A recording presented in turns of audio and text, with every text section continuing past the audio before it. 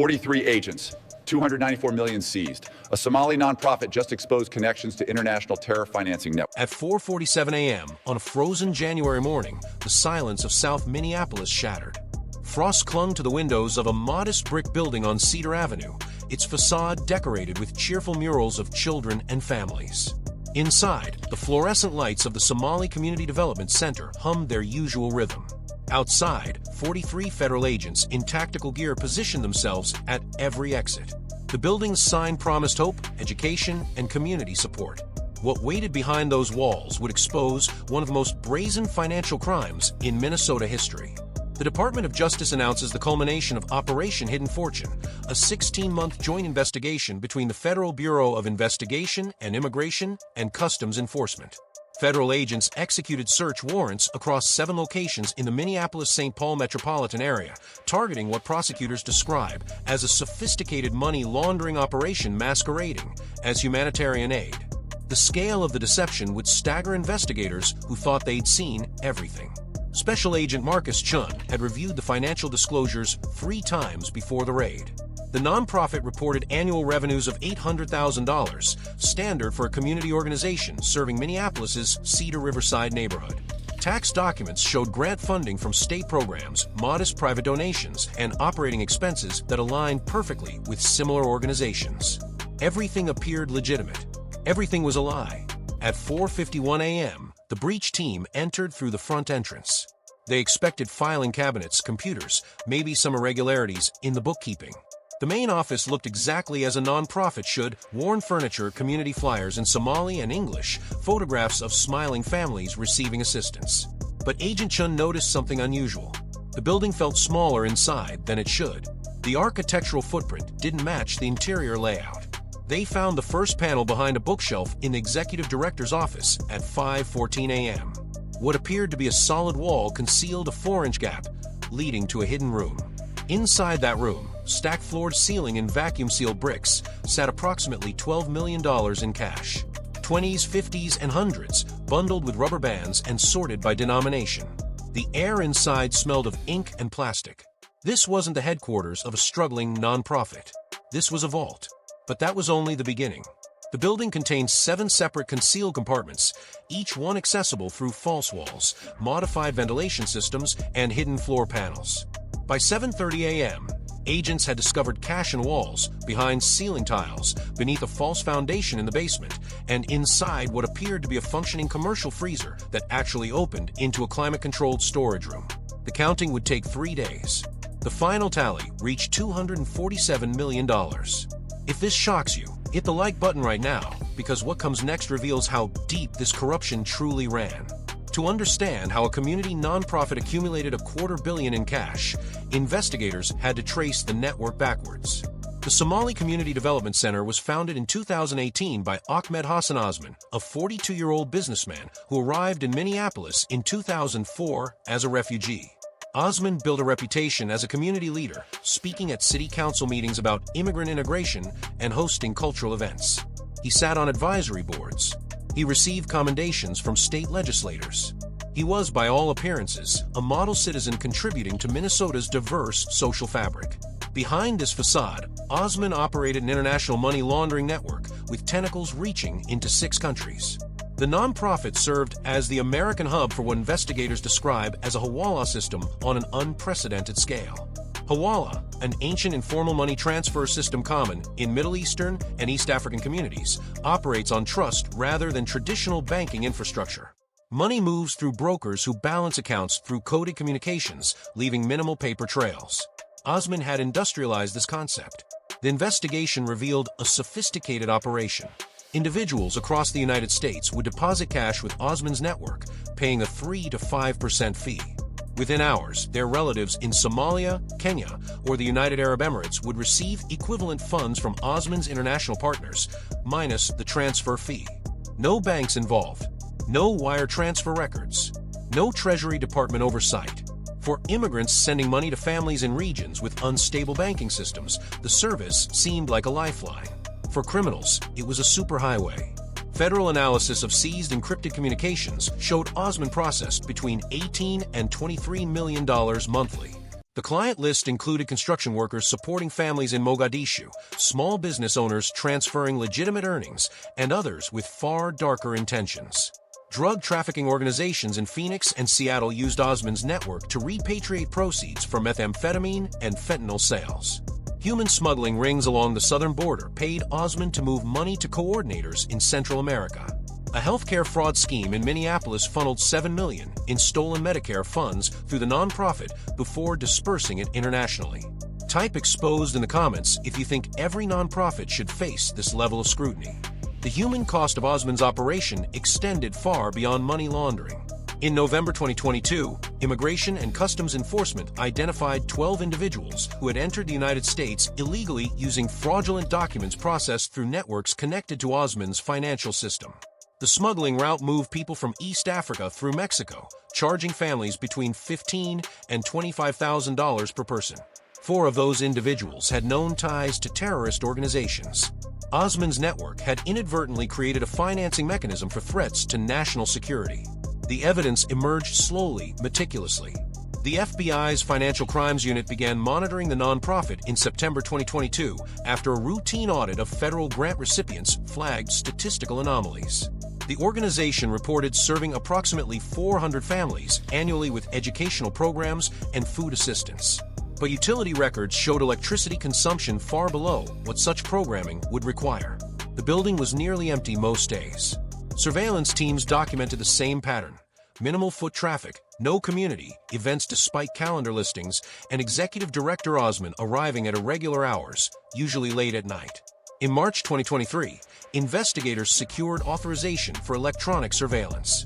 Intercepted communications revealed coded language consistent with money transfer operations. Packages meant currency. Shipments referred to transfer volumes. Quality control indicated law enforcement scrutiny. Osman communicated daily with contacts in Dubai, Nairobi, and Istanbul, coordinating transfers through encrypted messaging applications. The scale became apparent quickly. This wasn't a side operation. This was industrial-level money movement disguised as humanitarian work. Forensic accountants traced the nonprofit's legitimate funding sources, discovering that grant money and genuine donations totaled less than $600,000 over 5 years. Yet the organization maintained a facility, paid staff salaries, and operated vehicles. Where was the operational funding coming from? The answer lay in the fees. At 3 to 5% of transferred amounts, Osman generated between $600,000 and $1.1 million monthly in illicit revenue. He lived modestly to avoid attention, driving a 7-year-old Toyota and living in a middle-class suburb. The money stayed in the walls. What started as financial surveillance became a national security investigation. Intelligence analysts discovered that Osman's Dubai contact, identified as Hassan Farah Jama, appeared on watch lists related to material support for terrorist organizations. Jama operated a legitimate import-export business in the Emirates, but intelligence suggested he also facilitated financial transactions for groups operating in Somalia and Yemen. The connection between a Minneapolis nonprofit and international terrorism financing elevated Operation Hidden Fortune to the highest priority.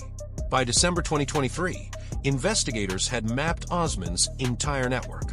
It included 6 additional locations in Minnesota, 2 residential properties in Bloomington and Eden Prairie, a warehouse in Shakopee, a mobile phone retail store in St. Paul, and 2 luxury apartments in downtown Minneapolis registered under shell company names. Each location functioned as either a cash collection point or secondary storage facility. The warehouse alone contained an estimated $38 million hidden inside commercial-grade safes disguised as heating equipment. Share this video immediately because what happens next proves no one is above the law. At 4:47 a.m. on January 23, 2024, Operation Hidden Fortune reached its climax. Federal agents executed simultaneous search warrants at all 7 locations. The coordination involved 86 law enforcement personnel from the FBI, IC Homeland Security Investigations, the Minnesota Bureau of Criminal Apprehension, and the Minneapolis Police Department. Tactical teams breached each location within a 3-minute window to prevent communication between targets. At the Cedar Avenue nonprofit headquarters, Osman was found sleeping in a back office, surrounded by ledgers documenting transfers dating back to 2018. He offered no resistance. His expression, agents later reported, was resignation, not surprise. At the Shakopee warehouse, agents discovered not only cash but also sophisticated counting and sorting equipment, shrink-wrap machines, and a document shredder that had been running when they entered. Someone had begun destroying evidence but abandoned the effort. The residential properties yielded additional evidence that painted a fuller picture. In Osman's personal home, investigators found multiple passports under different names, travel records showing 42 international trips since 2019, and handwritten notes detailing transfer amounts, client codes, and percentage fees. In one of the luxury apartments, they discovered living quarters for 3 individuals who appeared to be foreign nationals working as couriers. These individuals transported cash between collection points and the main vault, sometimes carrying as much as $2 million in duffel bags on commercial flights to distribute among various locations. The mobile phone store in St. Paul operated as a front for client intake. Individuals would enter ostensibly to purchase phones or phone cards, but certain customers used coded phrases to initiate transfers. A back room contained a secure safe and communications equipment linked to Osman's encrypted network. The store generated enough legitimate revenue to appear profitable while masking its true function as a financial services hub for a global criminal network. By 11 a.m. on January 23rd, agents had seized a total of $294 million in cash, making it the largest single currency seizure in Minnesota history and one of the 10 largest in United States history. They also confiscated 14 vehicles, 8 properties, encrypted communications devices, computers containing financial records, and thousands of pages of handwritten documentation. The evidence filled 3 cargo trucks. Ahmed Hassan Osman was arrested and charged with conspiracy to commit money laundering, operating an unlicensed money-transmitting business, structuring financial transactions to evade reporting requirements, and providing material support to foreign terrorist organizations. 7 additional individuals connected to the network were arrested across Minnesota, Arizona, and Washington state. The Department of Justice announced that the investigation remained ongoing, with potential charges pending against international contacts and clients who knowingly used the network for criminal purposes. During arraignment, prosecutors argued that Osman posed an extreme flight risk given his international contacts and access to hidden funds. Despite the massive seizures, investigators believe additional assets remain concealed in overseas accounts or with foreign partners. Osman was denied bail. His attorney entered a not guilty plea, arguing that his client operated a traditional hawala service for an underserved community and had no knowledge that some clients represented criminal enterprises. Federal prosecutors countered that encrypted communications explicitly referenced drug proceeds and that Osman's fee structure incentivized large transactions regardless of origin. The case sent shockwaves through Minnesota's Somali community, one of the largest in the United States. Community leaders emphasized that Osman's actions represented criminal behavior by an individual, not the values or practices of the broader community. Several legitimate community organizations released statements condemning the exploitation of trust-based financial systems for criminal gain. The Minnesota Council on American Islamic Relations called for a thorough investigation while warning against prejudicial assumptions about immigrant communities or informal financial services. Type justice in the comments if you believe sentences for financial crimes should match the scale of the theft. The broader implications of Operation Hidden Fortune extend far beyond one individual's prosecution. The case exposed critical vulnerabilities in nonprofit oversight and informal financial systems. The Somali Community Development Center had received state grants, maintained tax-exempt status, and operated for nearly 6 years without triggering meaningful scrutiny. Financial disclosures were filed on time. Required audits showed clean books. The deception was perfect on paper. Federal authorities announced new initiatives to address these gaps. The Treasury Department's Financial Crimes Enforcement Network issued guidance requiring enhanced due diligence for nonprofit organizations operating in communities with high usage of informal money transfer systems. The Internal Revenue Service expanded its nonprofit audit programs to include physical inspections of facilities and verification of claim programming. State attorneys general across the country launched reviews of community organizations receiving public funding, particularly those serving immigrant populations where hawala and similar systems remain culturally embedded. The investigation also highlighted ongoing challenges in combating sophisticated money laundering networks that exploit cultural practices and community trust. Hawala serves legitimate purposes in regions where banking infrastructure is unreliable or inaccessible. Millions of immigrants depend on such systems to support families in their countries of origin. Distinguishing between legitimate remittances and criminal proceeds requires resources, cultural competency, and intelligence sharing that many agencies lack. Osman's network succeeded partly because it operated within a system that regulators struggle to monitor without alienating the communities it serves. As of now, Ahmed Hassan Osman awaits trial, facing potential sentences exceeding 40 years in federal prison. Asset forfeiture proceedings are underway to permanently seize the $294 million and associated properties. Victims of the healthcare fraud scheme that utilized Osman's network have filed civil suits seeking restitution. International law enforcement agencies in the United Arab Emirates, Kenya, and Somalia have launched parallel investigations into Osman's foreign contacts. The building on Cedar Avenue sits empty now, its cheerful murals fading under Minnesota weather. The sign promising community support has been removed. The walls that once concealed a fortune are bare. But the questions remain. How many similar operations exist, hidden behind legitimate facades in communities across America? How many nonprofits exploit the trust placed in them by donors, governments, and the people they claim to serve? How many walls in how many cities hold secrets that investigators haven't yet discovered? This story must be told and retold until every organization claiming to serve the public good faces real accountability.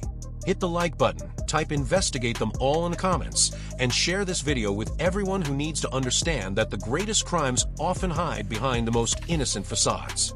Subscribe because this channel will continue exposing the truth that others won't touch. At 4:47 a.m. on a frozen January morning, federal agents expected to find financial irregularities. Instead, they found $250 million in cash hidden in the walls of a building that promised hope. They found proof that trust, when exploited, becomes the most devastating weapon. And they found evidence that in America today, some of the darkest operations hide behind the brightest smiles and the most inspiring mission statements. The question isn't whether more operations like this exist. The question is how many more walls need to come down before we see what's really hidden in plain sight.